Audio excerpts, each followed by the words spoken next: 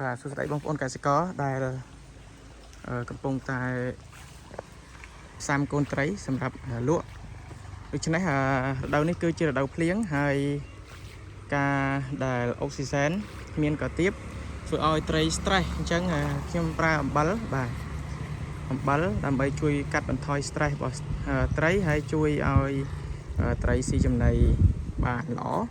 ហើយអំបិលហ្នឹងក៏វាអាចជួយផ្ដល់តួនាទីឲ្យសម្រាប់ពពួកប៉ារ៉ាស៊ីត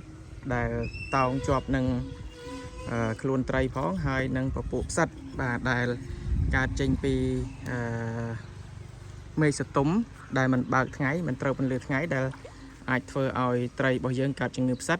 ដូច្នេះអំបិលហ្នឹងគឺយើងអាចជួយបានពូថែមមួយទៀតបាច់មួយទៀតបាទហើយ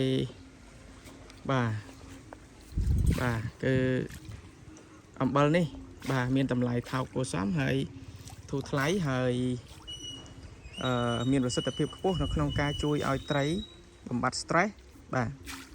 ស៊ីចំណីបានល្អបាទកម្ចាត់ពពួកផ្សិតហើយនឹងពពួកប៉ារ៉ាស៊ីតបាទដែលតោងជាប់នឹងខ្លួនត្រីអីហ្នឹងផ្សិតដែលតោងជាប់នឹងខ្លួនត្រីគឺអំបិលមានប្រសិទ្ធភាពខ្ពស់បាទអញ្ចឹងក្នុងវីដេអូនេះខ្ញុំមានតែប៉ុណ្្នឹងទេបាទសូមអរគុណហើយសម្រាប់បងដែលត្រូវការកូនត្រីបាទសូមតាក់ទងមកលេខទូរស័ព្ទ096 6065 048បាទសូមអរគុណ